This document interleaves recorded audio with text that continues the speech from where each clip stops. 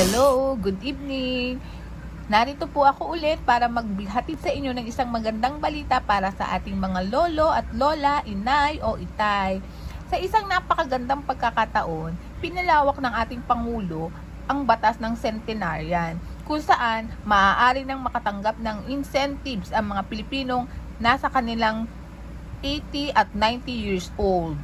Oo, tama po kayo. Maaari na silang makatanggap ng 10,000 ay nagbibigay daan para sa lahat ng mga Pilipino, kahit nasa Pilipinas man o sa ibang bansa na tumanggap ng cash gift sa pag-abot ng 80 taong gulang at bawat 5 taon pagkatapos nito hanggang sa edad na 95.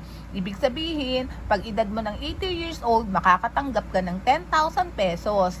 After 5 years, pag 85 mo at buhay ka pa, another 10,000 pesos. At pag nag-90 ka, another 10,000. Pag nag-95 ka, another 10,000. At pag nag-100 ka, buo mo pa rin matatanggap ang 100,000 pesos. So, di ba? Napakaganda at siguradong matutuwa ang ating mga lolo, lola, inay at itay.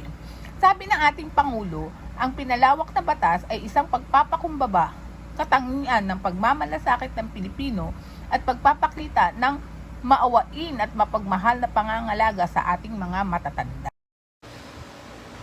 Kaya mga kaibigan, huwag niyo pong kalimutang i-share o ibalita ito sa inyong mga lolo, lola, inay at itay. At siguradong maghahatid ito ng saya sa kanila sapagkat alam nila kung paano sila pinapahalagahan ngayon.